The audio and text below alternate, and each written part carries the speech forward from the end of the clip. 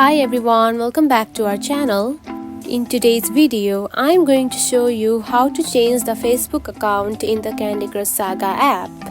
It is a very simple process, so let's dive right in. First of all, find the Candy Crush Saga app on your home screen. Now open it. After opening the app, you will see something like this on your home page. Now to change the Facebook account, simply tap onto the settings option at the top right corner, just like this. Then here you can find the option of My Account. Now tap on it. Then you can simply log out from this account and add your Facebook account.